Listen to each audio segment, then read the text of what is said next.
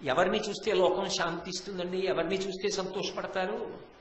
అంటే ఎప్పుడూ అవతల వారు ప్రశాంతంగా ఉండాలని, అవతల వారు సంతోషంగా ఉండాలని ఆలోచించగలిగిన వాడు, తన సాధ్యమైనంత వరకు అవతల వాళ్ళ యొక్క ఉన్నతి కొరకు పాటుపడగలిగిన వాడు ఎవరుంటాడో అటువంటి వాడిని చూసినప్పుడు లోకం ఆనందిస్తుంది. శంతన మహారాజు గారి యొక్క జీవితం కూడా అటువంటిది. అందుకే సంతతార్థదాయి శంతనుండు. ఈ పిల్లవాడు పెద్దవాడయ్యాడు. ఈ పిల్లవాడికి యవ్వరాజ్య పట్టాభిషేకం చేశాడు ప్రతీప మహారాజు. కానీ పెళ్లి చేయలే. ఏం చేయాలి? న్యాయానికి కొడుక్కి పెళ్లి చేసి తపస్సు కోసం అని చెప్పి వానప్రస్థాశ్రమానికి అరణ్యాల్లోకి వెళ్ళిపోతాడు. కానీ ఇక్కడ విచిత్రం ఏమిటంటే కొడుకుని యవ్వరాజ్య పట్టాభిషేకం చేసి కూర్చోబెట్టాడు. అంటే మీరు ఇక్కడ ఒక్క విషయాన్ని గమనించాలి. ఎంత గొప్పవాడు కానివ్వండి, ఎంత అంతఃపురాల్లో ఉన్నవాళ్ళు కానివ్వండి, ఎంతంత భోగభాగ్యాలు అనుభవించిన వాళ్ళు కానివ్వండి, ఒక వయసు వచ్చిన తరువాత మాత్రం అన్యవ్యాపకాన్ని అంగీకరించేవారు కాదు. ఇక కొడుకు తనంత తాను నిలబడగలడు అంతే. ఇంకా ఉన్న ఓపికంతా ఎక్కడ ఇచ్చిస్తావు? మరప్పుడు నీ జన్మ ప్రయోజనం ఏమిటి? జీవుడు ఏమైపోతాడు? అందుకే జీవ ప్రయోజనం అనేటటువంటిది అత్యంత ప్రధానం. ఇవాళ నువ్వు ఒక స్థానంలో ఉన్నావు, భర్త ఓ స్థానం, తండ్రి ఒక స్థానం. నీ ఓపిక ఉడిగిపోయే వరకు సంపాదిస్తూ కూర్చో. ఈ ఓపిక ఉడిగిపోయి ఊపిరి ఆగిపోతే పంచుకునేవాళ్ళు ఉంటారంతే. నిన్ను ఉద్ధరించేవాడు ఎవడుంటాడు? ఓపిక అయిపోయాక ఏం చేస్తావు? ఈ శరీరము ఈశ్వరుడిచ్చిన గొప్ప వరం. ఈ శరీరంలో ఓపికంతా ఉడిగిపోయి చేయడానికి ఏమీ లేనప్పుడు ఏం చేసుకుందాం అనుకుంటున్నావు? దేనికోసం? ఆ సంపాదన మీద వ్యామోహం. ఎందుకంత వెర్రి? ఎన్నాళ్ళు సంపాదిస్తావు? ఈ జీవుడి గురించి నీకు ఆలోచన ఉండక్కర్లా? ఇది తెలియక మాట్లాడడం హ్రస్వదృష్టి, ప్రాపంచిక దృష్టి. అది తెలిసి మాట్లాడడం ఉండవలసిన సహేతుకమైన దృష్టి. అందుకే తన జీవుడి గురించి తాను ఆలోచించుకునేవారు. ఇక్కడ మా అబ్బాయి రాజయ్యాడు, యువరాజయ్యాడు, పెళ్ళయింది, మనవలు పుడతారు, మనవరాళ్ళు పుడతారు, ఇలా కూర్చుంటే నా జీవుడు ఏమైపోవాలి? అందుకని ఇన్ని ఉన్నవాళ్ళు వదిలిపెట్టి భార్యను తీసుకుని వానప్రస్థానికి వెళ్ళిపోయి వానప్రస్థంలో తపస్సు చేసి తరించిపోయేవారు. అవి మార్గదర్శనం చేస్తాయి మనకి. ఏ వయస్సులో మనిషి ఎలా బ్రతకాలో నేర్పుతాయి. లేనినాడు ఎలా నిన్ను నువ్వు దిద్దుకుంటావు, ఎలా నిన్ను నువ్వు ఉద్ధరించుకుంటావు. ఉద్ధరేణ ఆత్మనాత్మానం. నిన్ను నువ్వు ఉద్ధరించుకోవాలి, నిన్నెవడో ఉద్ధరిస్తాడని నమ్మకం. కాబట్టి ఆయన కొడుక్కి యవ్వరాజ్య పట్టాభిషేకం చేసి అడవులకు వెళ్ళిపోయాడు తపస్సు చేసుకోవడానికి. ప్రతీప మహారాజు ఎవరు? ఇంత తపస్సు చేసిన వాడు కూడా మళ్ళీ వెళ్ళిపోయాడు. ఈయనకి పెళ్లి మాత్రం చేయలేదు. కానీ వెళ్ళిపోయే ముందు మాత్రం ఒక మాట చెప్పాడు. ఏమని చెప్పాడంటే, తను మధ్య తానొక్క కన్య సురనదీ తటమున నన్ను కనిన ఆ కన్యక చూచి నీవిట్టి కమనీయ రూపవు ఒనరా నా సుతునకు భార్య వగుమన్న ఒడబడి ఈయగునియే కావున దాని తగ వివాహమగుము నెయ్యమునను. ఒకానొకప్పుడు నేను కుమార గంగానదీ తీరంలో తపస్సు చేసుకుంటున్నాను. తపస్సు చేసుకుంటుండగా నా దగ్గరికి చాలా అందమైనటువంటి ఒక స్త్రీ వచ్చి నా తొడ మీద కూర్చుని భార్యనవుతానని అడిగింది. నువ్వు కుడి తొడ మీద కూర్చున్నావు, కుదరదు, నాకు కోడలు ఇవ్వదు కానివి అని చెప్పాను. ఆమె వెళ్ళిపోయింది. నేను ఆమెకు మాట ఇచ్చాను, నీకు తగిన ఇల్లాలు నిర్ణయం చేసేశాడు తండ్రి. ఆమె నాకిప్పుడు కనపడలేదు, ఆమె కనపడి నీకు పెళ్లి చేసే వరకు నేను ఉండడం కుదరదు. కాబట్టి తండ్రి మాట, ఆమె కనపడినప్పుడు ఇల్లాలిగా స్వీకరించు. ఆమె వస్తుంది ఎప్పుడో మళ్ళీ. వచ్చినప్పుడు నా మాట జ్ఞాపకం తెచ్చుకో, ఇల్లాలిగా స్వీకరించు. పెళ్లి చేయలేదు అందుకే. అమ్మో, ఏమి ధార్మిక నిష్ట అండి, ఏమి నమ్మకం! ఎంత తన జీవోద్ధరణ కొరకు ప్రయత్నం అంటే. నిజానికి మీరొక్కటి గమనించండి, సమాజ ప్రయోజనానికి పెద్దపీట వేశాడు తప్ప వ్యక్తి ప్రయోజనానికి పెద్దపీట వెయ్యలేదు. వ్యక్తి ప్రయోజనానికి పెద్దపీట వేస్తే మా అబ్బాయికి పెళ్లి అవ్వాలి కదండి, ఆ అమ్మాయి కనపడాలి కదా అని చెప్పి వెళ్ళిపోయిన తర్వాత అమ్మాయి రాకపోతే, నీ చెప్పానని వీడు ముసలాడైపోయి కూర్చుంటే, కాబట్టి ఆ అమ్మాయి రావద్దు, వచ్చాక వీడికి ఆ అమ్మాయికి పెళ్లి చేసేసి వంశాంకురాన్ని చూసేసి వెళ్ళిపోతాను. అప్పటి వరకు ఈ అంతఃపురంలో కూర్చుంటాను. ఎవరికి తెలిసి అప్పటి వరకు ఉంటాడు ప్రతీపుడని? నిత్యమా జీవితము నీటిపై బుగ్గ. ఆయన తపస్సు మీద ఆయనకి నమ్మకం, ఆ వచ్చి మాట్లాడిన ఆవిడ మాట మీద ఆయనకి నమ్మకం. కాబట్టి వస్తుంది, తిరుగులేదు, తన మాట సత్యం. కాబట్టి కోడలు వచ్చినట్టే వంశం నిలబడి తీరుతుంది, ఏం బెంగలేదు. మేం చేసిన తపస్సు అంతా ఎక్కడికి పోతుంది, కాబట్టి వంశం నిలబడుతుంది, తన నమ్మకం. కానీ మరి ఇంతకాలం ఎందుకున్నాడు అంతఃపురంలో? ప్రజలకి దిక్కు కావాలి, ప్రజల్ని ధార్మికంగా పరిపాలించేటటువంటి రాజు కావాలి. అందుకే తను కొడుకుని కన్నాడు, ఆ కొడుకుని పెద్దవాణ్ణి చేశాడు, యవరాజ్య పట్టాభిషేకం చేసి కూర్చోబెట్టాడు. ధార్మికంగా ప్రజల్ని పరిపాలన చేయి, మన వంశంలో ఉన్న పెద్దల్ని గుర్తుపెట్టుకో, ప్రజల్ని కన్న బిడ్డల్లా పరిపాలించు. అంటే తన వ్యక్తిగతమైన కోరికలకు పెద్దపీట వేశాడా, సమాజ హితమునకు పెద్దపీట వేశాడా? అంటే సమాజ హితమునకు పెద్దపీట వేశాడు. దేశము అరాచకమైపోవడానికి వీల్లేదు, అందుకని తను కొడుకునికి యవరాజ్య పట్టాభిషేకం చేశాడు. కోడలు రావాలి, మనవలు పుట్టాలి, దాని గురించి తాను ఆలోచించాడు. తాను నిష్క్రమించాడు, మాట చెప్పి వెళ్ళిపోయాడు. కోడలు వస్తుంది ఒకనాడు, నేను మాట ఇచ్చాను, ఆ అమ్మాయి వస్తుంది, స్వీకరించు చెప్పి వెళ్ళిపోయాడు. శంతనుడు తప్పకుండా అలాగే స్వీకరిస్తానని నాన్నగారు అన్నాడు. సంస్కృత భారతంలో శంతన మహారాజు గారి గురించి కొన్ని విశేషాలు చెప్పారు. అందులో అన్నారు, జీర్ణం ఆయన యం యం కరాభ్యాం స్పృశతి జీర్ణం ససుఖమశ్నుతే పునర్యువాచ భవతి తస్మాత్తం శంతనం విదుహు. ఆయనకి శంతన మహారాజు అని ఎందుకు పేరు పెట్టారంటే, ఆ పిల్లవాడు పుట్టినదాదిగా ఎంతటి ధార్మిక నిష్ట కలిగిన వాడు, ఎంత తపశ్శక్తి సంపన్నుడు. మరి వచ్చిన తేజస్సు ఎవరు? మహాభీషుడు. ఎంత తపశ్శక్తి సంపన్నుడంటే, బాగా వృద్ధాప్యంలోకి వెళ్ళిపోయి గడగడ వణికిపోతున్నటువంటి వాళ్ళ దగ్గరికి వెళ్ళి శంతన మహారాజు గారు తన చేత్తో ఇలా ముట్టుకుంటే వాళ్ళు పునర్యుయాచ భవతి, వాళ్ళకి మళ్ళీ యవ్వనం వచ్చేదిట. అంటే వృద్ధులు మళ్ళీ యవ్వనం పొందేటట్టుగా తన యొక్క కరస్పర్శ చేత అనుగ్రహించగలిగిన వాడు. అదే పనిగా బోర్డులు పెట్టి ముట్టుకోవడమే పనిగా పెట్టుకున్నవాడని కాదు దాని ఉద్దేశ్యం. ఆయన అనుగ్రహించి ముట్టుకున్నాడు అనుకోండి, ఒక వృద్ధుడు యవ్వనంలోకి వెళ్ళిపోతాడంటే కాలచక్రములో వచ్చేటటువంటి వికారములు ఏముంటాయో దాన్ని వెనక్కి తిప్పగలిగిన సమర్థుడు, అంటే ఈశ్వరాంశ సంభూతుడు. అంటే అది సామాన్యమైన తేజస్సు అయితే అలా చేయగలరా? కాలంలో కొన్ని కొన్ని పరిణామములు జరిగిపోతాయి, కాలంలో కొన్ని కొన్ని వికారములు వచ్చేస్తాయి.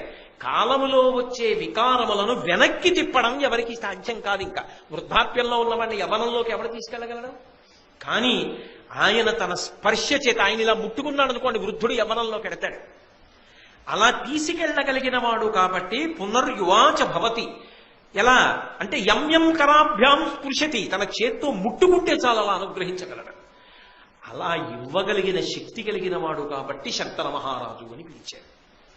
అసలు నిజానికి యవ్వనంలో ఉండగా ఏ అనురక్తితో ఉండాలో ఆ అనురక్తి కన్నా ఈ ఓపిక భగవత్ శక్తి కోసం, భగవంతుని అనుగ్రహానికి ఉపయోగించాలని భార్య సునందాదేవి, ప్రతీప మహారాజు కూడా అంత తపస్సుకి, పుణ్యక్షేత్ర దర్శనానికి ఉపయోగించి, అయ్యో రాజ్యం కోసం సంతానాన్ని పొందాలి కదా అని వృద్ధాప్యంలో కొడుకుని కన్నారు. కాబట్టి శాంతస్య యజ్ఞే సంతానస్తస్యాత్ సశాంతను, ఆయన పరమ ప్రశాంత చిత్తులైపోయి వృద్ధులైపోతూ ఉండగా ప్రతీప మహారాజుకి సునంద మహాదేవికి పుట్టినటువంటి వాడు కనుక శంతన మహారాజు అని పిలవబడ్డాడు. ఈ రెండు కారణముల చేత శంతనుడు అని పిలవబడ్డాడు. శంతన మహారాజు గారి గొప్పతనం ఏమిటంటే, మిగిలిన రాజులందరినీ గెలిచి చక్రవర్తి కావడం కాదు, నీలాంటి చక్రవర్తి ఉంటే మేము ఎంత గొప్పగా ఉంటామో అని రాజులందరూ వచ్చి స్వచ్ఛందంగా ఇన్ని చక్రవర్తిగా పట్టాభిషేకం చేశారు. అఖండ భూమండలాన్ని అలా పరిపాలించాడు శంతన మహారాజు, అంతటి గొప్పవాడు. అటువంటి శంతన మహారాజు గారు ఒకనాడు గంగానదీ తీరానికి వెళ్ళాడు. వేటాడుతున్నాడు. వేట అనేటటువంటిది మీకు నేను ఇతపూర్వం కూడా మనవి చేశాను, ఏదో ఉన్మత్తతతో చేసేది కాదు. క్రూర మృగముల సంఖ్య పెరిగిపోయి అవి గ్రామాలలోకి, పట్టణాలలోకి ప్రవేశించి జనపదాల్ని నశింప చేయకుండా, సాధు జంతువుల్ని హింసించకుండా ప్రభువులు పూర్వం ఏం చేసేవారంటే కొన్నిటిని నిగ్రహించేవారు, కొన్నిటి సంఖ్య తగ్గించేసేవారు. దానితో పాటుగా తమ గురి చూసి కొట్టగలిగిన నైపుణ్యాన్ని పరిశీలించుకోవడానికి కూడా అదొక అవకాశంగా ఉండేది. అందుకే వేటాడేవారు. అలా వేటాడడం కోసం వెళ్ళాడు శంతన మహారాజు గారు. వెళ్ళి గంగానదీ తీరంలో అరణ్యాల్లో వేటాడాడు. వేటాడి ఒక చోట కూర్చున్నాడు. కూర్చునేటప్పటికీ ఆయనకు ఒక స్త్రీ కనపడి ఆయన చూసి వెంటనే ఆలోచన చేశాడు. ఈమె దేవకాంతయ, రాక్షసకాంతయ, పన్నగకాంతయ, గంధర్వకాంతయ, ఈమె మనుష్యకాంత మాత్రం కాదు. ఎందుకంటే మనుష్యలోకంలో ఇంతటి తేజోంశ సంభవులైనటువంటి వ్యక్తులు ఉండే అవకాశం ఉండదు. ఈమె గొప్ప స్వభావంతో గొప్ప తేజస్సుతో కనపడుతోంది అని ఆమె యందు అనురక్తుడయ్యాడు. ఆమె తిన్నగా నడిచి దగ్గరికి వచ్చి నిలబడింది. చెప్పాడుగా ప్రదీప మహారాజు వచ్చి ఆమె ఒకటే మాట అంది, ఏమీ చెప్పలేదు తన గురించి. అదే ప్రదీప మహారాజు గారికి అయితే చెప్పింది, నేను జాహ్నవిని అని చెప్పింది. శంతన మహారాజు గారికి అయితే చెప్పకుండా నీవు నా యందు అనురక్తుడవైనట్లుగా నాకు అనిపిస్తోంది, నేను నీకు భార్యనవుతాను, నాకు అభ్యంతరం లేదు, నీవు నన్ను భార్యగా స్వీకరించి సంతోషంగా నీవు కోరుకున్న సుఖములను అనుభవిస్తూ ధార్మికంగా రాజ్యాన్ని పరిపాలన చేద్దుగానివి. కానీ నాకు కొన్ని షరతులు ఉన్నాయి. ఆ షరతులకు నువ్వు అంగీకరిస్తేనే నేను నీకు భార్యనవుతాను. ఏమి షరతులని అడిగాడు ఆయన. ఆయనకి ఒకలా వినపడుతుంది, ఎందుకంటే అప్పుడు మంచి అనురక్తుడై ఉన్నాడు కదూ. అందుకని ఆమె మాటలు అంత త్రోసిపుచ్చవలసినవిగా ఆయనకి అనిపించలేదు పాపం. ఆమె పెట్టిన మొదటి షరతు ఏమిటంటే, నేను ఏది చేసినా నువ్వు అంగీకరించాలి. ఇది ఎందుకు చేశావు అని అడగకూడదు. ఆయన ఏమనుకున్నాడంటే, అంత కాని పని ఎందుకు చేస్తుంది అసలు? ఇంత తేజస్సు కలిగినది, ఇంత తెలివైన పిల్ల, అన్నిటిని మించి మా నాన్నగారు చెప్పిన పిల్ల, నేను ఎందుకు చేస్తున్నావని అడగవలసిన పని చేస్తుందా అని అనుకున్నాడు. కాబట్టి నేను ఏది చేసినా నువ్వు అంగీకరించాలి. ఇది ఎందుకు చేస్తావు, చెయ్యొద్దు అని నువ్వు అడ్డు పెట్టకూడదు. మీరు బాగా వింటున్నారో లేదో, నేను చేసినది అంగీకరించాలి, ఒప్పుకోవాలంటే అవును మంచి పని అనాలి. అప్పటికి నీకు అది మంచి పనిలా అనిపించినా అనిపించకపోయినా అదేమిటలా అని అనకూడదు. అది మంచి పనే అని నువ్వు అంగీకరించాలంతే. ఒకవేళ నీకది మంచి పనిలా అనిపించకపోయినా అడ్డు పెట్టకూడదు. అలా ఎందుకు చేస్తావు, చెయ్యొద్దు అనకూడదు, అంతే వెళ్ళిపోతా. అడ్డు పెట్టకూడదు. పరుషంగా మాట్లాడకూడదు. పరుషంగా మాట్లాడితే ఉండను, అంటే నా మనసు బాధపడేలా మాట్లాడకూడదు. అలాగే నాకు నచ్చని మాటలు మాట్లాడామనుకో ఏవైనా, అంటే అది వింటున్నప్పుడు నన్ను అంటున్నవే ఇలా అంటున్నాడు కానీ అని అర్థమయ్యేటట్టుగా నా మనసుకి నచ్చనివి నా మీద పెట్టి మాట్లాడకుండా కాకి మీదో పిల్లి మీదో పెట్టి నాకు అన్వయం అయ్యేటట్టుగా నువ్వు మాట్లాడినా నేను వెళ్ళిపోతా. ఎందుకు ఇంత జాగ్రత్త తీసుకుంటోంది ఆవిడ? ఆమె వసువులకు వరం ఇచ్చింది, మిమ్మల్ని 7గురిని నా కడుపున పుట్టగానే గంగలో పడేస్తానని చెప్పింది. ఏ తండ్రి ఒప్పుకుంటాడు? ఏ తండ్రి అయినా సంతానాన్నే కదా కోరుకుంటాడు. అందులో కొడుకు, అందులో రాజవంశాల్లో కొడుకులంటే మాటల వంశం నిలబడద్దు, పితృకార్యాలు నడవద్దు, పితృరుణం తీరద్దు. వాడంతట వాడు ఏదో మరణించాడయా అంటే అర్థం ఉంది. కడుపున పుట్టిన బిడ్డని చక్రవర్తి అనాథల్ని రక్షిస్తాడు. తన కడుపున పుట్టినటువంటి బిడ్డల్ని, ఆ బిడ్డల్ని కన్న తల్లి పుత్తిళ్లలో పట్టుకెళ్ళి గంగలో పారేస్తుంటే ఊరుకోగలడా తండ్రి? ఆయన రాచరికం కన్నా తండ్రితనం మేల్కొంటుంది. ఏం పనులేవి అంటాడా అంటే వెళ్ళిపోతా. అంటే ఇప్పుడు నా యందు అనురక్తి ఉంటే, అసలంటూ ఉంటే వడ్డీ ఉంటుంది, ఇంకో కొడుకు పుడతాడేమోలే పోన్లే ఊరుకుందాం అని ఊరుకోవాలి. ఆ 7గురికి నేను ఇచ్చిన వరం పూర్తయిపోవడానికి ఈ మాట అడ్డు పనికొస్తుంది. ఎంతకాలం పనికొస్తుంది అంటే ఈశ్వరి ఇచ్చ వరం పూర్తయ్యే వరకు పనికి రావాలి.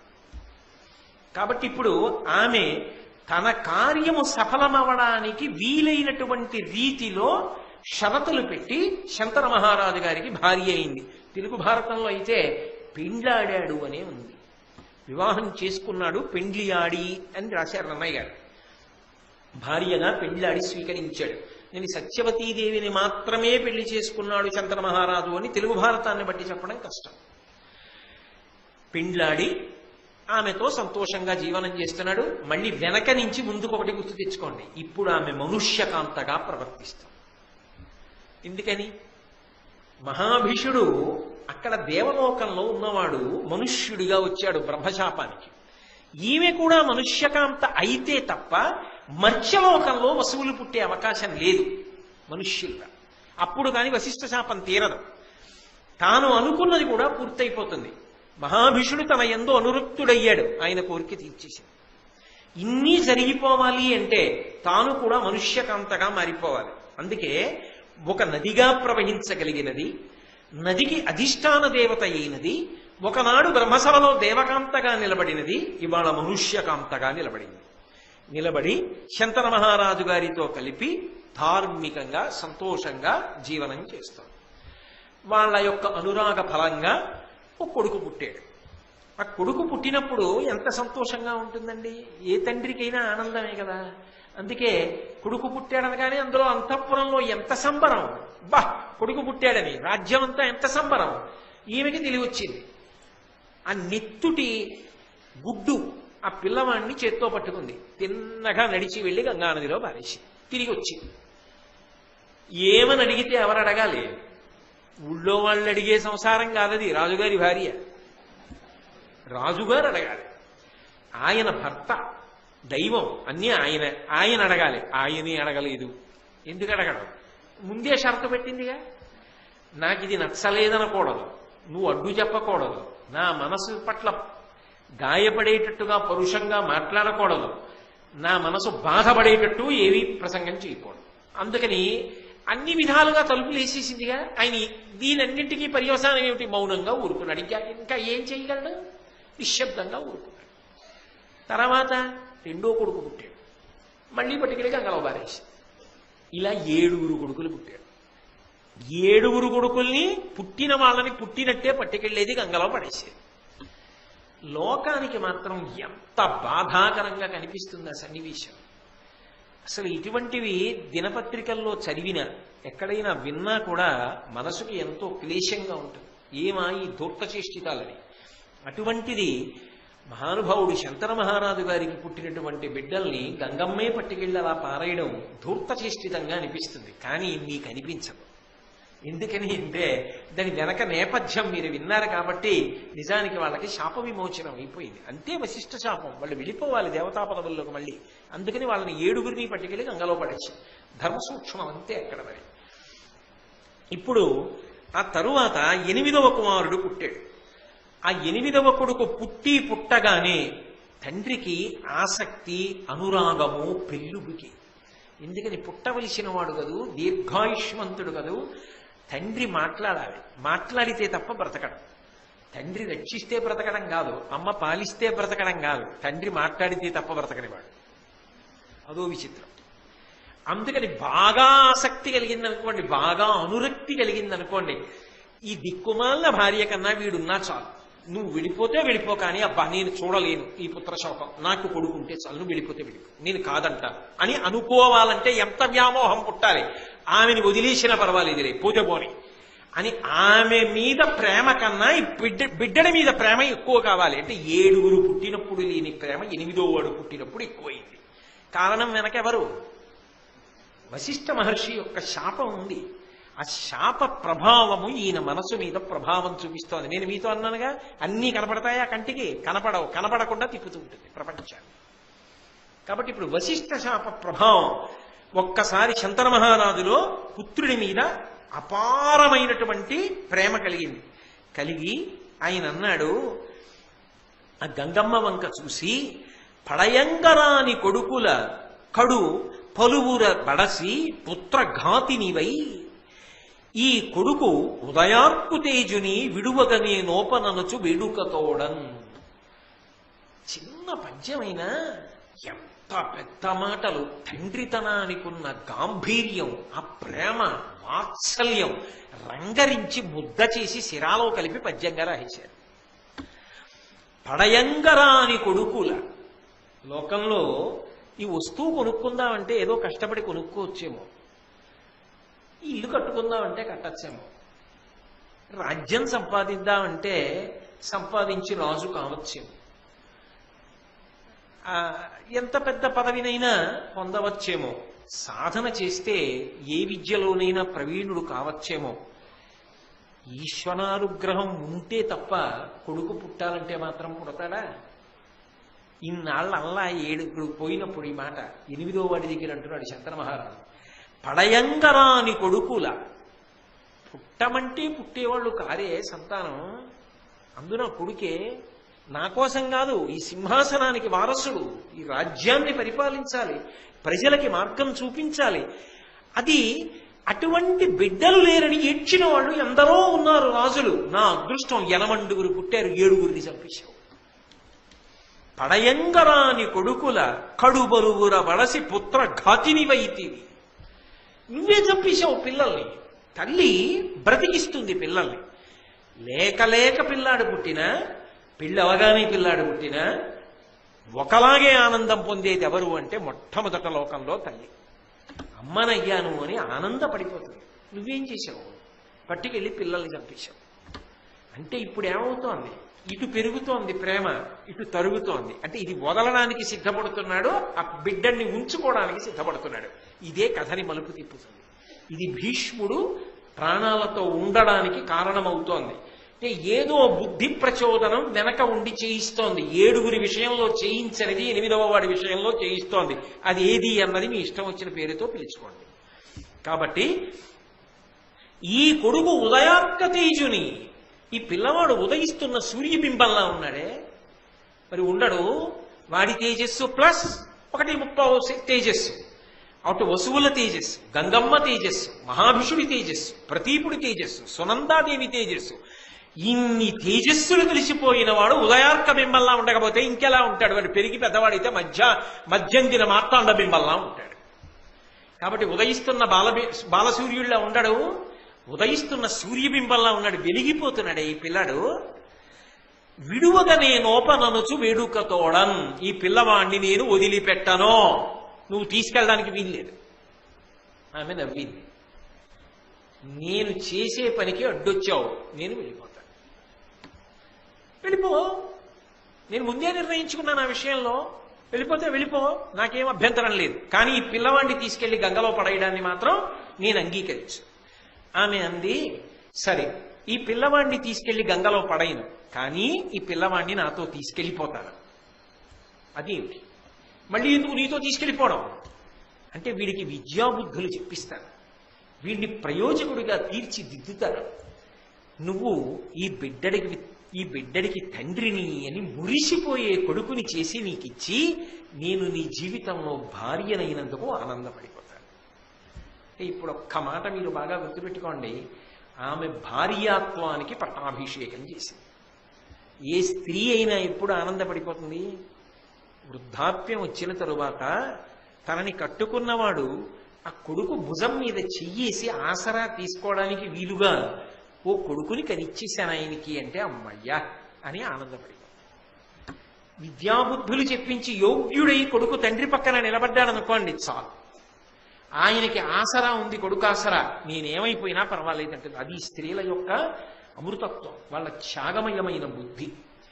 కాబట్టి ఇప్పుడు అంటే కూతుళ్ళున్నా కూడా అల్లుడు వస్తాడు, మనవలు వస్తారుగా, అని కొడుకు విషయంలో పక్కనే ఉంటాడు కాబట్టి మరింత సేద తీరుతుంది తల్లి అన్న మాటలో అంత తప్పు పట్టడానికి ఏముంటుంది అందులో.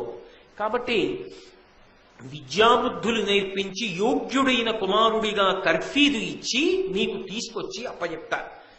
గంగమ్మ నా భార్య, ఆమె వలన ఇంత ఉత్తముడైన కుమారుడు కలిగాడు నాకని నువ్వు మురిసిపోవాలి. అలా నువ్వు ఆనందపడిన నాడు నాకు సంతోషం. ఇంత ప్రేమైక హృదయవే, ఇంతగా నేను సంతోషించాలని కోరుకుంటున్నదానివే, కొడుకుకి విద్యాబుద్ధులు నేర్పిస్తానంటున్నావే, ఇంత ప్రయోజకుడిని చేస్తానంటున్నావే, నేను పడైకే అన్న తర్వాత ఈ మాటలు అన్నావు.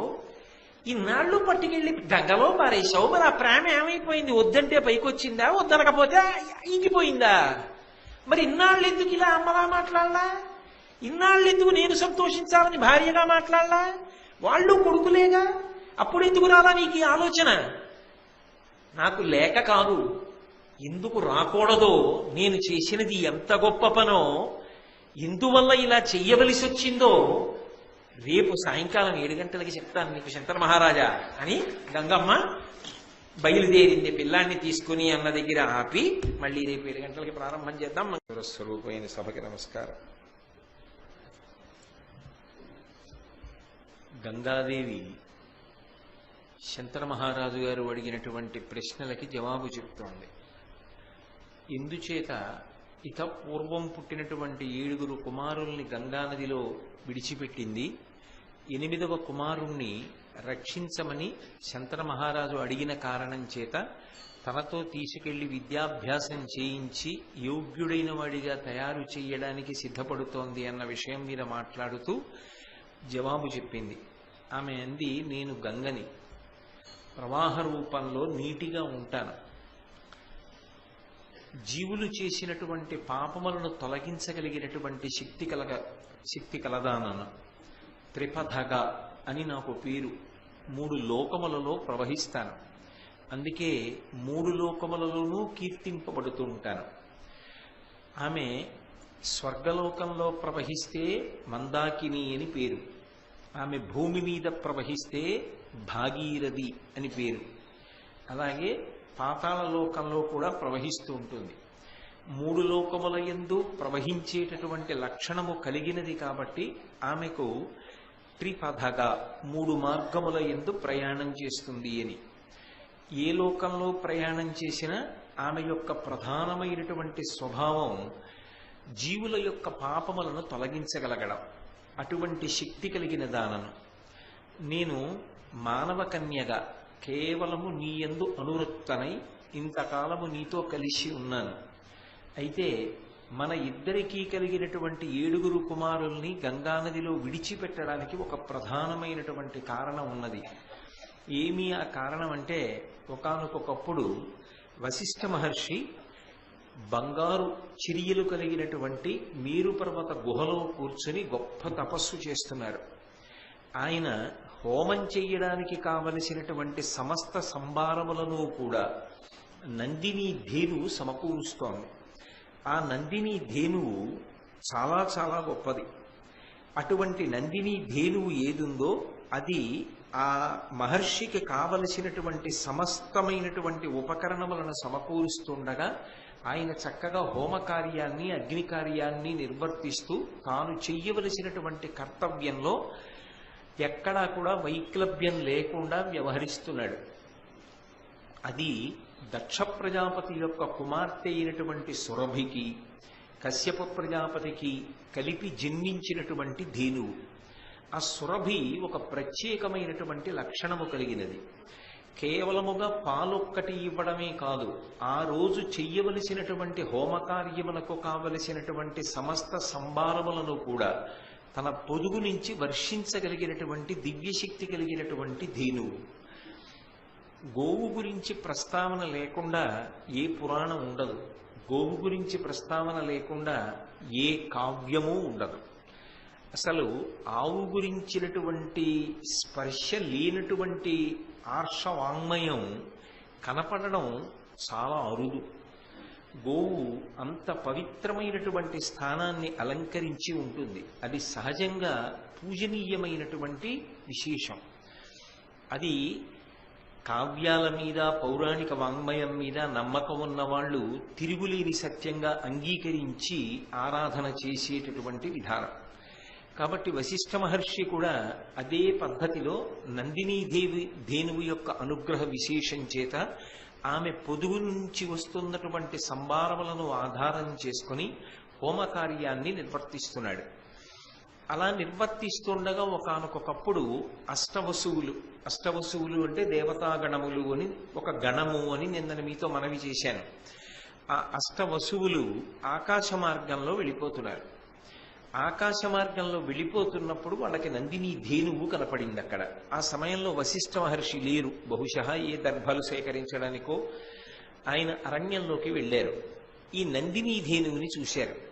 చూసినప్పుడు అందులో మొట్టమొదటి 7 వసువులు ఏమి మాట్లాడలేదు. కానీ 8వ వసువు పేరు ప్రభాసుడు. ఆయన యొక్క భార్య మాత్రం భర్తతో ఒక మాట అంది. ఈ నందిని ధేనువుని గురించి చాలా గొప్పగా చెప్తారు.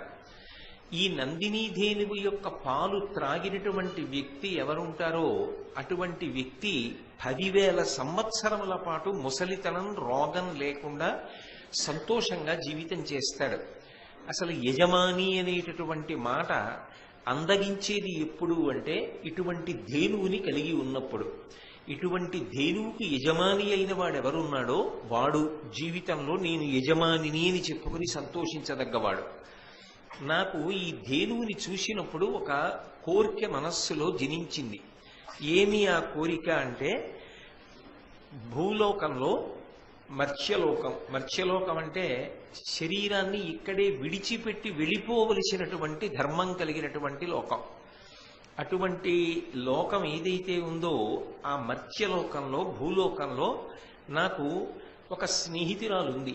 ఆమె ఉషీనర దేశాధిపతి యొక్క కుమార్తె. ఆమె పేరు జితవతి. ఆ జితవతికి నాకు చాలా స్నేహం. ఎవరు చెప్తున్నది?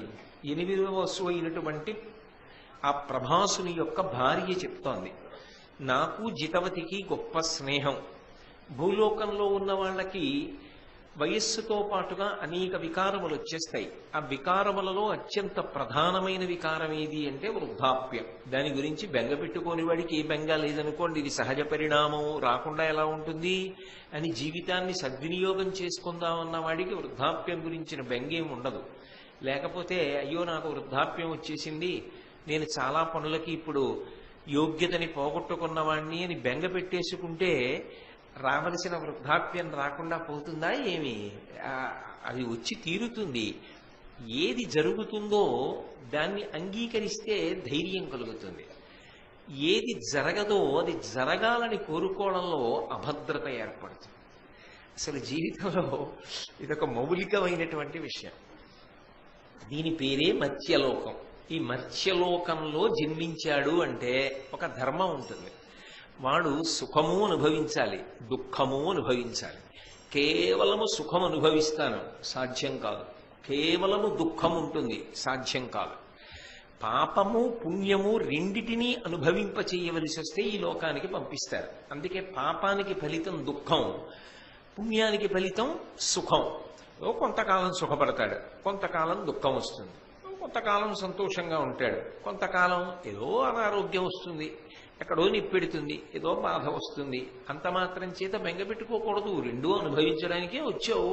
ఏదో ఒకటే అనుభవిస్తావా ఏమి? కాబట్టి ఒకటి అలా అనుభవించావు, ఒకటి ఇలా అనుభవిస్తావు. రెండూ మంచివే. దానివల్ల పుణ్యం పోయింది, దీనివల్ల పాపం పోయింది. రెండూ పోతున్నాయి. ఆ రెండు పోతేనే కదా విడుదల. ఆ రెండు పట్టు కూర్చుంటే విడుదల ఎక్కడుంది? కాబట్టి రెండూ పోవడం మంచిదే అని అంగీకరించి సంతోషించగలిగిన వాడికి బెంగ ఎక్కడుంటుంది? బెంగ ఉండదు. అలా ఏదీ ఉండకూడదు. నాకు ఏ రోగం రాకూడదు, నాకు ఏ నిప్పి కలగకూడదు, నేను ఎప్పుడూ సంతోషంగా ఉండాలి అని కోరుకుంటే ఈ లోక లక్షణమే రెండూ ఉండడం అయినప్పుడు దుఃఖం రాకుండా ఎక్కడి నుంచి ఉంటుంది? అప్పుడు ఇబ్బంది వస్తుంది. నాకు మృత్యువు రాకూడదు. ఎంత బెంగ పెట్టుకుంటే మృత్యు ఆగిపోతుంది? మృత్యు వస్తుంది. మృత్యు వచ్చిన తర్వాత చేయడానికి ఏం లేదు. మృత్యు వచ్చే లోపల నేనేం చెయ్యాలి? నేను ఎంత చెయ్యగలను? అహర్నిశలు నేనేం చెయ్యగలను? నేను వెళ్ళిపోయినా నా పేరు చిరస్థాయిగా ఎలా ఉండిపోతుంది? దాని కొరకు నేను ఎంత శ్రమించగలను అని ఆలోచించడం మనిషి జీవితానికి ఉద్ధారకం. దాని వలన మనిషి కీర్తివంతుడవుతాడు. భగవంతుడిచ్చినటువంటి జీవితం సార్థక్యం చెందుతుంది తప్ప ఎప్పుడో ఒకప్పుడు రావలసినటువంటి మృత్యువు గురించి బెంగపెట్టుకుని మాత్రం చేసేది ఏముంటుంది కనుక. కాబట్టి ఈ మర్త్యలోకంలో జనులందరూ భయపడడానికి కారణములు రెండు ఉంటాయి. ఒకటి వృద్ధాప్యము, రెండు రోగము. ఈ రెండు అంటే అందరికీ భయమే. నా చిలికెత్తే నా స్నేహితురాలు ఆ ఉషీనర దేశాధిపతి యొక్క కుమార్తె అయినటువంటి జితవతి కూడా భూలోకంలో పుట్టింది కాబట్టి ఈ రెండిటితో బాధపడుతుంది కదా. సహజంగా ఈ రెండు ఆమెకి కూడా ఉంటాయి. ఇంతకన్నా గొప్ప బహుమానం ఏముంటుంది? నేను పట్టుకెళ్ళి ఈ నందినీ ధేనువుని నా స్నేహితురాలికి బహూకరిస్తే ఆమె ఈ నందినీ ధేనువు యొక్క పాలు తాగుతుంది. అప్పుడు ఆమె యజమానురాలు అనిపించుకుంటుంది. ఇటువంటి ధేనువు తన వద్ద ఉంది కనుక. ఈ పాలు తాగితే నా స్నేహితురాలు కూడా వృద్ధాప్యం లేకుండా ఉంటుంది. 10,000 సంవత్సరములు అలా ఉండవచ్చు నందినీ ధేనువు పాలు త్రాగిన వారు భారతాన్ని అనుసరించి. కాబట్టి రోగం లేకుండా ఉండొచ్చు. దీన్ని పట్టుకెళ్ళి నా యొక్క స్నేహితురాలకి బహూకరిస్తాను, దీన్ని మనం తీసుకుపోదాం అంది. అది ఎవరిది? వాళ్ళు దేవతాగణములు. ఆ మాత్రం తెలుసుకోలేని వాళ్ళ, అంత శక్తి లేని వాళ్ళ? అది బ్రహ్మర్షి వశిష్ఠుడిది. ఆయన బ్రహ్మర్షి, గొప్ప తపశ్శక్తి కలిగినటువంటి వాడు. ఆయన నిత్యం చేసేటటువంటి హోమానికి అది ప్రధానమైన ఉపకరణం.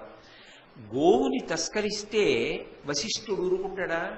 ఆయన తపశ్శక్తి ఆయనకున్నటువంటి గొప్ప ఆయుధం. ఆయన శాపవాక్కు విడిచిపెడతాడు. ఈపాటి ఆలోచించగలిగినటువంటి సమర్థత లేని వాళ్ళ వసువులు. కానీ ఇందులో మాట్లాడుతున్నది 8వ వసువు యొక్క భార్య. నచ్చ చెప్పవలసిన వాడు, ధర్మాన్ని చెప్పవలసిన వాడు 8వ వసువు. 8వ వసువు అంగీకరించాడు. ఎందుకు అంగీకరించాడు అంటే అందులో 2 కారణములున్నాయి. ఒకటి, ధర్మమా అధర్మమా పక్కన పెట్టండి, భార్య కోరుకుంది, ఆమె ముచ్చట తీర్చాలి, అంతే ఆలోచించాడు. 2, ఆమె దేని కొరకు అడుగుతోంది? ఎక్కడో భూలోకంలో ఉన్నటువంటి ఒక స్నేహితురాలి గురించి అడుగుతోంది. నిజానికి మనిషి రోగాన్ని కానీ మృత్యువుని కానీ జయించడానికి ఉన్న విధానం ఏది అంటే జ్ఞానము చేత జయిస్తాడు. ఈ లోకానికి ఒక గొప్పతనం ఉంది. స్వర్గలోకంలో ఉన్నాడు అనుకోండి, ఆయన పుణ్యం అయిపోతే మళ్ళీ వచ్చి భూమి మీద పడిపోతాడు. క్షీణే పుణ్యే మర్త్యలోకం విశంతి, ఇక్కడ పడిపోవాలి. పాతాళలోకం లాంటి లోకాలలో ఉన్నవాళ్ళు ఉన్నారనుకోండి, వాళ్ళు ఎక్కువగా పాప ఫలితాన్ని అనుభవిస్తారు.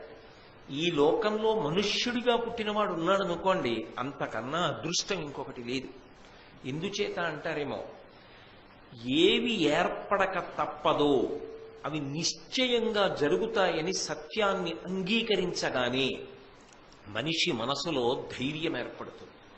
ఆ ధైర్యం ఏర్పడిందనుకోండి, దేనికి వశపడకుండా తాను సత్యాన్వేషణ చెయ్యగలిగాడనుకోండి, ఒకనాడు శరీరము పతనమై తీరుతుంది. శరీరము సజీవముగా ఎల్లకాలము ఉండదు. మహాత్ములు కూడా వెళ్ళిపోయారు. చాలా గొప్ప గొప్ప తపస్సులు చేసిన వాళ్ళు కూడా తమ శరీరములతో ఇక్కడ లేరు. కారే రాజులు రాజ్యముల్ గెలువరే గర్వోన్నతిం పొందరే వారేరి సిరి మూట కట్టుకుని పోవంజాలిరే భూమిపై పేరైనన్ కలదే సిబి ప్రముఖులున్ ప్రీతిన్ యశక్కాములై ఈరే కోర్కెలు వరలం తలపరే కాలమున్ భార్గవ అంటారు భాగవతంలో పోతన గారు. ఎవడు సత్యాన్ని అంగీకరించి అనుష్ఠానం చేస్తాడో, జ్ఞానము కొరకు అన్వేషణ చేస్తాడో, వాడికి భగవంతుని యొక్క అనుగ్రహము చేత సత్యము రూఢముగా అనుభవంలోకి వచ్చిన నాడు ఈ శరీరము నా చేత ధరింపబడినది అనేటటువంటి సత్యము ఎరుకలోకి వచ్చేస్తే వాడు కదలని ఆత్మవస్తువుగా నిలబడి ఈ శరీరాన్ని తృణప్రాయంగా వదిలిపెట్టేస్తాడు. భగవాన్ రమణులు ఒకప్పుడు విడిచిపెట్టలా? కామకోటి పీఠాధిపత్యం వహించిన మహాపురుషులు చంద్రశేఖరేంద్ర సరస్వతి మహాస్వామి వారు నిర్భయంగా బ్రహ్మీభూతులై శరీరమన్న తొడుగుని విడిచిపెట్టేలా? రామకృష్ణ పరమహంస పంచాంగం తెప్పించి తాను శరీరం విడిచిపెట్టవలసిన ముహూర్తాన్ని కలంతో గీత గీసి ఖచ్చితంగా అన్ని క్షణాలకి చొక్కా విప్పినట్టుగా శరీరాన్ని విడిచిపెట్టలా? ఎందరో మహానుభావులు సత్యాన్ని అంగీకరించి అనుష్ఠానం చేసిన వాడు దానికి వశపడకుండా మృత్యువుని అధిగమించాడు. మృత్యోర్మా అమృతంగమయ, అది మనకి ప్రధానమైనటువంటి సందేశం. మృత్యువు నుండి నేను అమృతత్వమును పొందెదనుగాక. ఇది చివరి మృత్యువు కావాలి. శరీరంతో వచ్చాను కాబట్టి ఆఖరిసారి శరీరం పడిపోవాలి తప్ప వేరొకసారి శరీరం పొందితే కదా పడ్డం. కాబట్టి పునరావృత్తి లేని స్థితికి నేను ఎదిగెదనుగాక. ఇది ప్రధానమైనటువంటి సందేశం. దాని కొరకు అనుష్ఠానమంతా చేస్తారు, దాని కొరకు ధర్మాచరణం, దాని కొరకు భక్తి. అంతేకాని కేవలం మౌఢ్యంతో బ్రతికేయడం కోసం ఇవన్నీ రాలేదు. అందుకోసం మహాభారతాన్ని చదువుకుంటారు తప్ప మీరు ఏదో కొన్ని వస్తువుల ద్వారా, ఉపకరణముల ద్వారా ఎంతకాలము ఎన్నిటిని జయించగలుగుతారు? జయించడం సాధ్యం కాదు. కాబట్టి ఇక్కడ ఉన్నటువంటి గొప్పతనం ఇక్కడ ఉంది. పుణ్యం చేసుకున్నావా స్వర్గానికి ఎడతావు, పాపం చేశావా తిరియక్కు అవుతావు. తిరియక్కంటే భూమికి అడ్డంగా వెన్నుపా ఉండే ప్రాణి, తిరియక్కు అవుతావు. కాదు, నాకు పాపము వద్దు పుణ్యము వద్దు, ఏది చేశావో దాన్ని పరమేశ్వరుడికి అర్పించేసి ధార్మికంగా బ్రతికావా, చిట్ట చివరిక అనుభవించడానికి పాపము పుణ్యము రెండూ లేవు కనుక మోక్షానికి వెళ్ళిపోతావు. మోక్షమునకు వెళ్ళగలిగిన ప్రాణి ఎవరు అంటే ఈ మర్త్యలోకమునందు భూలోకమునందు పుట్టినటువంటి మనుష్య ప్రాణి ఒక్కడే. అందుకే జంతూనాం నరజన్మ దుర్లభం అంటారు శంకర భగవత్పాదులు. అసలు నరుడిగా జన్మించడం అంత గొప్పది. అంత గొప్ప జన్మ తన స్నేహితురాలు పొందింది అని సంతోషించడం మానేసి అక్కడ రోగాలుంటాయి, అక్కడ వృద్ధాప్యం వస్తుంది, కాబట్టి నేను ఈ ధేనువుని పట్టుకెళ్ళి ఆమెకిస్తాను, ఆమె సంతోషాన్ని పొందుతుంది అని చెప్పడం ఏమిటి? దేవతాగణములకు చెందినటువంటి ప్రభాసుడు భార్యకి చెప్పవలసిన మంచి మాట చెప్పకుండా దేవతలై లోకమునకు మార్గదర్శనం చెయ్యవలసినటువంటి గణములలో ఉన్న వ్యక్తి తానే దోషం చేస్తే అది ఎంత ప్రమాదకరమవుతుంది? కాబట్టి ఇప్పుడు ఆలోచన లేకుండా భార్య మాట అంగీకరించి ధేనువుని అపహరించడానికి సిద్ధపడ్డాడు. మిగిలిన 7 సహకరించారు. వాళ్ళు కూడా ఒక మాట చెప్పాలి, ఇటువంటి పని చెయ్యకూడదు, అది బ్రహ్మర్షి వశిష్ఠుడిది, ధేనువును అపహరించడం ఏమిటి, చాలా దోషం అనాలి. అనలేదు, కానీ సహకారం మాత్రం చేశారు ధేనువుని అపహరించడం. ఇప్పుడు 7 కలిసి ఆ ధేనువుని అపహరించారు.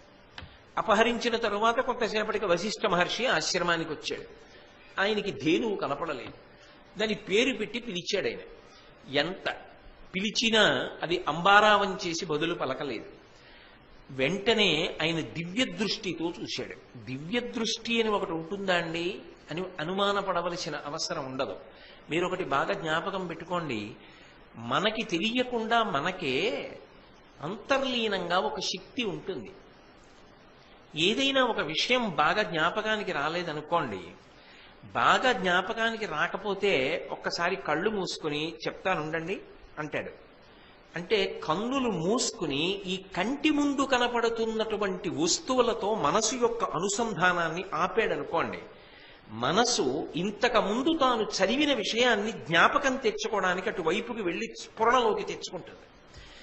ఈ కంటికి కనపడుతున్నవి ఆపాడనుకోండి, ఈ కన్ను మూసినప్పుడు తాను ఏది చూడాలనుకుంటున్నాడో దాన్ని మనోనేత్రం చూపిస్తుంది. అలా చూపించడం సాధ్యం కాదనుకోండి, అప్పుడు మీరు ధ్యానం అన్న మాట వాడలేరు. నేను ఎప్పుడో కాశీ వెళ్ళినా విశ్వనాథలింగం ఎలా ఉంటుంది అంటే, ఒకసారి ఇలా కళ్ళు మూసుకున్నాను అనుకోండి, నాకు లోపల విశ్వనాథలింగం కనపడే అవకాశం ఉండవచ్చు. మనోనేత్రంతో చూస్తారు. అది కొంత పరిమితంగా ఉండేటటువంటి శక్తి. ఆ తపస్సు చేసి ఉన్నాడు అనుకోండి, చేసి ఉన్నవాడికి ఏం జరిగింది అన్నది కూడా ఈ కన్నులు మూసుకుని చెప్పగలిగినటువంటి శక్తిని పొందుతాడు. ఒక్కొక్కరు ఒక్కొక్క సాధన చేత ఒక్కొక్క శక్తిని పొందుతాడు. ఇప్పుడు ఈ కంటి వెనక ఎక్కడో రెటీనా ఉంది. ఆ రెటీనా మీద పడినటువంటి ప్రతిబింబాన్ని బట్టి ఈ కన్ను చూస్తోంది ఎదురుగుండా ఉన్న వస్తువుని. కానీ ఉన్నది అని నాకు తెలుసంతే, నేనెప్పుడు రెటీనాని చూడలేదు. ఏ కంటిని ఆధారం చేసుకుని ఇవన్నీ చూస్తున్నానో ఆ కన్ను మాత్రం తనని తాను చూసుకోలేదు. నా కన్ను నా కంటిని చూడలేదు. కానీ ఆ శాస్త్రం బాగా చదువుకున్నటువంటి వైద్యుడు ఈ కంటి వెనక ఉన్నటువంటి రెటీనా మీద పడినటువంటి చిన్న చుక్కని కూడా పట్టుకుంటాడు. నీ కంటి రెటీనా మీద ఒక చిన్న చుక్క పడింది అని పట్టుకోగలుగుతున్నాడు. ఎందువల్ల పట్టుకోగలుగుతున్నాడు? ఆయన వైద్య శాస్త్రమునందు సాధన చేశాడు. ఒక గొప్ప శిలని చూసి ఇందులోంచి శిల్పం వస్తుంది అని శిల్పశాస్త్రవేత్త చెప్పగలుగుతున్నాడు. ఆయన శాస్త్రమునందు సాధన చేశాడు. ఒక్కొక్క సాధన చేత ఒక్కొక్క శక్తి తనలోనే ఉన్నది పైకి పొటమరిస్తోంది. అది నిగూఢంగా ఉంటుంది. నిగూఢంగా ఉన్నటువంటి శక్తిని తట్టి పైకి లేపగలగాలి. అలా తట్టి లేపలేకపోయారనుకోండి, అది ఎప్పటికీ అంతే నిద్రాణంగా ఉండిపోతుంది. ప్రతి వారికి పరమేశ్వరుడు ఏదో ఒక గొప్ప శక్తిని ఇవ్వకుండా ఉండడు. కొంతమందికి అది తెలుసుకోవడానికి ఒక జీవితకాలం సరిపోకపోవచ్చు. ఈలోగా వాళ్ళ జీవితం వెళ్ళిపోతుంది. ఒక్కొక్కడు పరిశీలించుకుంటాడు. అందుకే అన్నిటికన్నా జీవితంలో గొప్పది ఏది అంటే, ఈ కంటికి కనపడుతున్న దాన్ని చూడడం కన్నా అసలు తన యందు దేని యందు అనురక్తి ఉన్నది అన్నది పట్టుకోవడం చాలా గొప్ప. నాకు అసలు ఏదంటే అనురక్తి, దేని మీద నాకు అనురక్తి ఉందో దాన్ని పట్టుకుని అల్లుకోవడం నాకు చాలా తేలిక. నాకు చిత్రలేఖనమునందు అనురక్తి ఉందనుకోండి, నేను ఆ శాస్త్రమునందు ప్రవీణుణ్ణి కాగలను. బాపు గారి చిన్నతనంలో బొగ్గు పట్టుకుని గదుల నిండా బొమ్మలు గీసేవారు. వాళ్ళ నాన్నగారు ఇంటికి వచ్చి ఆ బొమ్మలు చూసి దెబ్బలాడుతూ ఉండేవారు. ఇంటి నిండా ఏమిటి బొగ్గులతో బొమ్మలు, అలా బొగ్గులతో గీయకూడదు, వీడికి ఈపిచ్చి ఏమిటంటూ ఉండేవారు. కానీ ఆ పిల్లవాడు బొమ్మలు గీస్తున్నటువంటి విధానాన్ని చూసి తర్వాత ప్రోత్సహించారు. బాపు గారి బొమ్మ అన్న పేరుతో బాపు గారు ఇప్పటికీ చిరస్మరణీయుడయ్యారా లేదా? అంటే ప్రతి వారిలో ఒక కళ ఉంటుంది. రవీంద్రనాథ్ ఠాగూర్కి చిన్నతనం నుంచి ప్రకృతిని పరిశీలించడం అంటే చాలా ఇష్టం.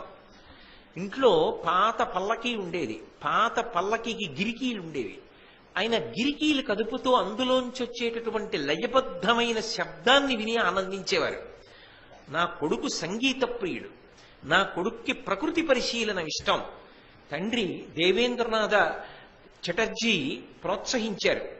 దేవేంద్రనాథ ఠాగూర్ ప్రోత్సహించినటువంటి కారణం చేత ఆయన ఎంత గొప్ప కవి అయ్యారు. కవి అయి భారతదేశానికి సాహిత్యంలో నోబెల్ బహుమతిని తీసుకురాగలిగినటువంటి మహానుభావుడయ్యాడు. ఒక్కొక్కరికి ఒక్కొక్క దాంట్లో అనురక్తి ఉంటుంది. గిడుగు రామ్మూర్తి పంతులు గారు ఎక్కడో శ్రీకాకుళం దగ్గర చిన్న పాఠశాలలో పనిచేసేవారు. కానీ ఆయనకి ప్రాచీన శిల్పాల మీద ఉండేటటువంటి ప్రాచీన భాషలో ఉన్న శాసనాలు చదవడం అంటే ఆయనకి ఎంతో ఇష్టం. అవి పరిశీలించడానికి కావలసిన పుస్తకం కొనుక్కోవడానికి ఆయన దగ్గర డబ్బు ఉండేది కాదు.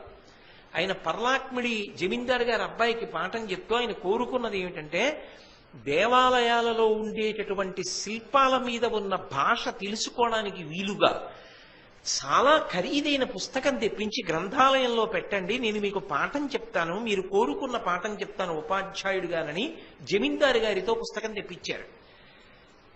శ్రీకాకుళం జిల్లాలో ఉన్నటువంటి శ్రీముఖలింగ దేవాలయంలో ఉన్నటువంటి శిల్పాల మీద ఉన్న శాసనాల్ని చదివి, ఒకప్పుడు ఉత్తర దేశంలో ఉన్న ఉత్తరం వైపు ఉన్నటువంటి ఆంధ్రదేశానికి అంతటికీ కళింగం రాజధానిగా అక్కడే కేంద్రీకృతమైందని అనేక విషయాలు వెల్లడి చేసినటువంటి మహానుభావుడు గిడుగు రామ్మూర్తి పంతులు గారు. ప్రతి వారిలో ఏదో ఒక అనురక్తి ఉంటుంది. ఏ అనురక్తి లేకపోవడం ఉండదు. అసలు భగవంతుడు అలా సృష్టించాడు. సంగీతం మీదన్నా ఉంటుంది, ఓ బొమ్మ గీయడం మీద ఉంటుంది, ఓ మంచి మాట చెప్పడం మీద ఉంటుంది, కొందరికి పుస్తక పఠనం మీద ఉంటుంది, కొందరికి తాము కష్టపడి చదువుకున్నది 10 మందికి చెప్పడంలో సంతోషం ఉంటుంది. 10 మందికి పనికొచ్చేటట్టుగా నీ జీవితం తరించడానికి నువ్వు ఏదో ఒక ప్రయత్నం చెయ్యాలి. లేకపోతే అబ్దుల్ కలాం గారు చెప్పినట్టు చరిత్రలో నీకంటూ ఒక పుట ఉండదు. చరిత్రలో నీకు ఒక పుటని సృష్టించుకోగలిగిన సామర్థ్యం నీ చేతిలోనే ఉంది. నువ్వు ఆ సామర్థ్యాన్ని ఉపయోగించుకోకపోతే చరిత్ర యందు కలిసిపోతావు తప్ప చరిత్రలో నీకంటూ ఒక పుట మాత్రం ఉండదు. నిన్ను జ్ఞాపకం చేసుకోవడానికి అవకాశం ఉండదు. కోట్ల మందితో వాడు వెళ్ళిపోతాడు. వెళ్ళిపోకుండా ఉండాలి అంటే తనలో నిగూఢంగా ఏ ప్రజ్ఞ ఉన్నదో, భగవంతుడు ఏదిచ్చాడో దాన్ని తల్లిదండ్రులన్నా పరిశీలించాలి, గురువు గారన్నా పరిశీలించాలి, అథవా తనని తానన్నా పరిశీలించుకోవాలి. పరిశీలించుకుంటే అనురక్తి తెలుస్తుంది. నాకు ఫలానా విషయం మీద అనురక్తి ఉన్నది అని. ఆ తీగ పట్టుకుని ముందుకెళ్ళడం అలవాటైతే ఎంత గొప్ప వ్యక్తి అయినా కాగలడు. ఒక్కొక్కసారి మనం చేసేటటువంటి వృత్తికి మనకుండేటటువంటి అనురక్తికి ప్రవృత్తికి సంబంధమే ఉండదు. చేసే వృత్తి ఒకటి, ప్రవృత్తి పరిపూర్ణంగా ఇంకొకటి, అంత భిన్నంగా ఉంటుంది. మీరు అది గుర్తించగలిగారనుకోండి, మీ ప్రవృత్తి చేత మీరు దార్శనికులు కావచ్చు.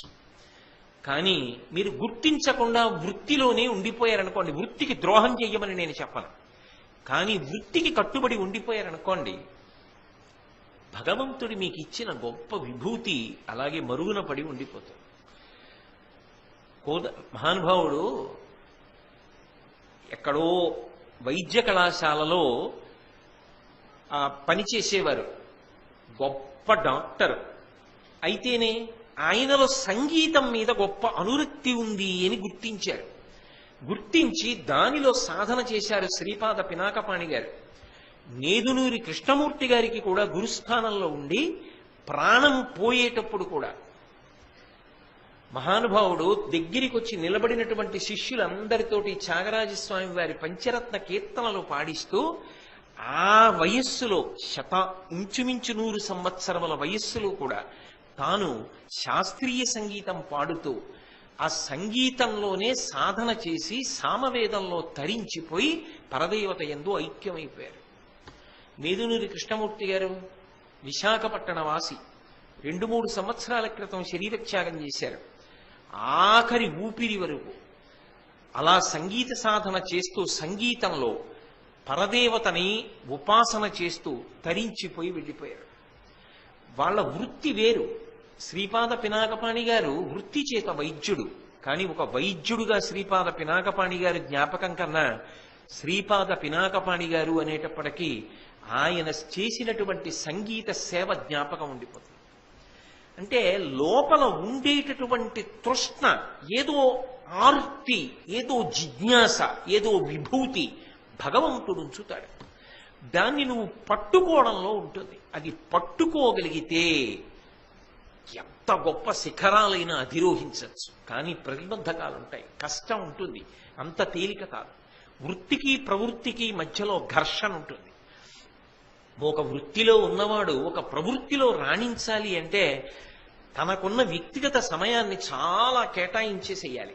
కేటాయించేసి ఎంతో సాధన చెయ్యాలి. ఒక్కొక్కసారి మనసు ఎదురు తిరుగుతుంది. ఎవరి కోసం ఈ కష్టం, ఎందుకు ఇంత కష్టం, నలుగురితో పాటు నేను సుఖపడితే పోలా అనిపిస్తుంది. కాదని నిలబడగలగడానికి ధృతిని పెంచుకోవడానికి ఆలంబనంగా అప్పుడే మహాత్ముల జీవితాలు గురువు అవసరమవుతాయి. అవి దృష్టిలో పెట్టుకుని నిలబడగలిగితే ఆయన మాత్రమే. నాని పాల్కీవాలా చెప్పినట్టు members of the dominant minority అన్నాడు పాల్కీవాలా మహానుభావుడు. ఎంత గొప్ప మాట అన్నాడు. అలాంటి వాళ్ళు వేళ్ల మీద లెక్క పెట్టగలిగిన వాళ్లే ఉంటారు. వాళ్ళు కొన్ని వేల సంవత్సరములు, వందల సంవత్సరములు జాతి యొక్క జీవనాన్ని శాసనం చేస్తూనే ఉంటారు. వాళ్ళ మాటలు, వాళ్ళ రచనలు ప్రజల్ని మంచి మార్గంలో నడిపిస్తూనే ఉంటాయి. వాళ్ళు చెప్పిన మాటలు మనిషిని ఉన్నతమైన పథం వైపుకి నడిపిస్తూ ఉంటాయి. వాళ్ళు ఎప్పటికీ శరీరంతో ఉండకపోయినా కీర్తిశేషులై కీర్తి శరీరంగా మనందరి మధ్య బ్రతుకుతూనే ఉంటారు. వాళ్ళని తలుచుకుంటూనే ఉంటాం. అందుకే సాధన చేత అంత గొప్పవారు అవుతారు. ఘంటసాల వెంకటేశ్వరరావు గారు ఏం తక్కువ కష్టపడ్డారని మీరు అనుకుంటున్నారా? మహానుభావుడు అన్నం తినడానికి లేకపోతే విజయనగర వీధులలో భిక్షాటన చేస్తే మాధవకబళం తల్లి అని సాయంకాలం వేళ ఇంటి ముందు నిలబడితే ఒక తల్లి అన్నం వేస్తే, ఒక తల్లి పులుసు పోస్తే, ఒక తల్లి మాగాయి వేస్తే అన్నీ కలిసిపోతే చెరువు గట్టుకెళ్లి బండ మీద ఉత్తరీయంలో పట్టుకున్నది పెట్టుకుని కలిపి తిని ఆ ఉత్తరీయాన్ని ఉతుక్కుని సంగీత హనుమ అని విజయనగరంలో ఒక దేవాలయం, అది చూడడం కోసం నేను విజయనగరం వెళ్ళాను కూడా. తాళం వేస్తూ ఉంటారు హనుమ, ఎక్కడ చూసి ఉండరు మీరు. చిన్న దేవాలయం, ఆ దేవాలయంలో పడుకునేవారు. ఆఖరికి పెళ్ళయిన తర్వాత గదిలో ఉండడానికి, కాపరం పెట్టడానికి డబ్బు లేక చెన్నై పట్టణంలో పానగల్ పార్కులో చీకటి పడ్డాక కలిసి ఉంటే తప్పు చేస్తున్న వాళ్ళు అనుకుంటారని భార్య గారు పక్కనున్న సిమెంటు బెంచి మీద పడుకుంటే ఆయన ఈ పక్క బెంచి మీద పడుకుని జీవితంలో కష్టపడి పైకొచ్చి ఆయన జీవితంలోనే గొప్ప విషయం ఏమిటో తెలుసా? అంత లబ్ధప్రతిష్ఠుడైనటువంటి గాయకుడు శ్మశానంలో కచేరీ చేశారు. ఎప్పుడో తెలుసా? ఆంధ్ర రాష్ట్రానికి స్వాతంత్ర్యం అంటే నా ఉద్దేశం రాష్ట్రం ఏర్పడడం కోసమని ప్రయత్నం చేసి ఆమరణ నిరాహార దీక్ష చేసి పొట్టి శ్రీరాములు గారు శరీరాన్ని వదిలిపెట్టేస్తే ఆయన శరీరం శ్మశానానికి వెళ్లే లోపల దేశభక్తి గీతాలతో శ్మశానంలో కచేరీ చేశారు ఘంటసాల వెంకటేశ్వరరావు గారు.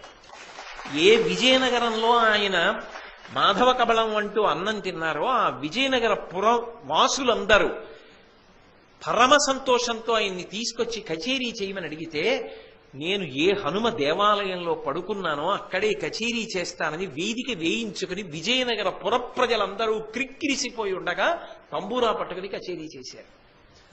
అవి జీవితాలు, అవి స్ఫూర్తిదాయకాలు. ఇప్పటికీ తిరుమల వెడితే ఆయన భగవద్గీత వినపడుతూనే ఉంటుంది. ఇప్పటికీ ఇక్కడ భారతం చెప్పడానికి వస్తే ఆయన భగవద్గీత వినపడుతూనే ఉంటుంది. వాళ్ళు కంఠం చేత అజరామర స్థానమును పొందేశారంతే. ఆయన శరీరం వెళ్ళిపోయింది, ఆయన మాత్రం అలాగే ఉండిపోయారు. వాళ్ళందరూ కష్టాలు పడలేదు, పువ్వులు పరిచిన మంచాల మీద పడుకున్నవారు అని మీరు అనుకోకండి. ఎస్పి బాలసుబ్రహ్మణ్యం గారి తండ్రి హరికథలు చెప్పేవారు. ఆఖరికి పిల్లల్ని తీసుకెళ్లి పెడితే పిల్లలు ఏడిచే లోపల హరికథ చెప్పి గబగబా ఇంటికి వచ్చి వంట చేసి పిల్లలకి పెట్టి పడుకునేవారు.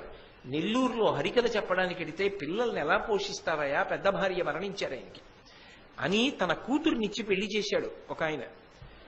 ఆమెయే బాలసుబ్రహ్మణ్యం గారి తల్లి. అంత కష్టపడిన కుటుంబంలోంచి పైకొచ్చి ఇంజనీరింగ్ చదువుకుని గంధర్వగానం చేసి ఇప్పటికీ 7 పదుల వయసులో కూడా కంఠం విప్పితే ఏమి గానం. మొన్నను నేను బెంగళూరు వెళ్ళినప్పుడు ఆయన కూడా వేదిక మీద, ఒక వేదిక మీదే ఉన్నాం. నేను ఆ వినయం, అంత గొప్పవారై కూడా అంత అంతర్జాతీయ ప్రతిష్ట పొందిన వ్యక్తి నేను ప్రవచనం చేసే ముందు మీరు ఒక్క 2 పద్యాలు పాడితే సంతోషిస్తాను అంటే, మీరు అడిగారు కాబట్టి తప్పకుండా పాడతానని మైక్ తీసుకుని ఆయన పద్యాలు పాడి అక్కడ కూర్చుని ప్రవచనం విని వెళ్ళారు. ఒక చిన్న గదిలో ఆయన ఆ రోజు ఉండిపోయారు. అవి జీవితాలు. ఎంత వినయం. ఏదో ప్రతి చిన్నదానికి ఏదో ఇంత విభూతి ఉండేటప్పటికి ఎగిరిగిరి పడిపోవడం, అహంకారంతో జీవించడం, ఏమి జీవితాలవి? అలా ఉండకూడదు. కాబట్టి అథవా నేను ప్రతిపాదన చేసేది ఇది అంటే, భగవంతుడు ప్రతివారి యందు ఏదో ఒక విభూతిని ఉంచుతాడు, కొందరి ఎందే ఉంచుతాడు అన్నది అసత్యం. కట్టెలు కొట్టడంలో కూడా నైపుణ్యంతో కొట్టేవాడు ఉంటాడు, ఇల్లు కట్టడంలో కూడా అందంగా కట్టేవాడు ఉంటాడు, తలుపు చెక్కడంలో కూడా అలా చెక్కేవాడు ఉంటాడు. ఎవడి ప్రతిభ వాడిది, ఎవడి రంగం వాడిది. ఎవరినీ తక్కువ అనడానికి వీల్లేదు. ఒక్కొక్క తల్లి చింతపండు పిసికిన చెయ్యి కడుక్కున్న నీళ్లతో చారు పెడితే అమృతంలా ఉంటుంది. ఆవిడ వంట ఆవిడది, మీరు కాదు అని అనలేరు. కాబట్టి ఆ విభూతిని గుర్తించి వృద్ధిలోకి రావాలి తప్ప జీవితాంతం ఉపకరణాలు అడ్డు పెట్టుకుని ఎలా సంతోషిస్తావు? దేవతలయ్యుండి మంచి మాటలు చెప్పవలసిన వాళ్ళు చెప్పకుండా ప్రభాసుని యొక్క భార్య అడిగింది అని ప్రభాసుడు వెంటనే అంగీకరించి ధేనువుని ఎత్తుకుపోవడమే. ఆయన ఎత్తుకుపోయాడు. ఒక్కొక్క సాధన చేత ఒక్కొక్క దృష్టికోణం ఏర్పడుతుంది అని మీతో మనవి చేశారు. వశిష్ఠుడు చేసినటువంటి తపశ్శక్తి వలన దివ్య దృష్టి ఏర్పడింది. నువ్వు చెయ్యి, నీకు వస్తుంది తప్ప వశిష్ఠుడికి ఉంటుందా అని అడక్కో. అనుమానం ఉంటే నువ్వు చేసి చూడు, నీకు వస్తుందో లేదో చూడు. కాబట్టి తపస్సు చేశాడు వశిష్ఠుడు, బ్రహ్మర్షి అయ్యాడు. కళ్ళు మూసుకుంటే చెప్తాడు ఎక్కడేం జరిగిందో. ముందు దాన్ని వెతకకుండా చేయడు, వెతికి దొరకకపోతే చూస్తాడు. అది ఆయన సాధన. కాబట్టి ఇప్పుడు కళ్ళు మూసుకు చూశాడు, ఏం జరిగిందో తెలిసి. వాళ్ళు ఎదురుగుండా ఉండాలా? ఆయన శక్తి అటువంటిది. కమండలంలో నీళ్లు తీసుకుని శపించాడు. మీరు 7 కూడా భూమి మీద పుట్టండి అన్నాడు. మానవ స్త్రీ యందు జనించండి అన్నాడు. ఎవరు చెప్తున్నారు ఈ మాటలన్నీ? గంగమ్మ శంతన మహారాజు గారికి చెప్తోంది. ఎందుకు తాను 7 కొడుకుల్ని గంగలో పడేసిందో, 8వ వాడిని పెంచి పెద్ద చేస్తానంటోందో పూర్వవృత్తాంతం చెప్తోంది. 7 ఆయన కాళ్ళ మీద పడ్డారు. పడి అన్నారు, మేము చేసిన తప్పు ఎక్కువ లేదు. ఈ 8వ వాడున్నాడే, ఈయన అసలు ధేనువుని అపహరించిన వాడు. మేము 7 సహకరించాం. కాబట్టి మాకు ఆయనతో సమానంగా శిక్ష వేస్తే ఎలా? మాకు శిక్ష తగ్గించండి అన్నారు. న్యాయం అంత బాగా ఆలోచించారు ఆ రోజుల్లోనే తీర్పు చెప్పేటప్పుడు. కోపానికి వశపడడం వేరు, కోపానికి వశపడకుండా ఆలోచించడం వేరు. తప్పెక్కడ జరిగిందో తప్పుకి శిక్ష వేశాడు. ఇందులో ఒక విచిత్రాన్ని మీరు గమనించండి. శిక్ష వేయబడుతున్న వాళ్ళు ఎవరు? దేవతలు. వేస్తున్న వాళ్ళెవరు? మనుష్యుడు. వశిష్ఠుడు మనుష్యుడు,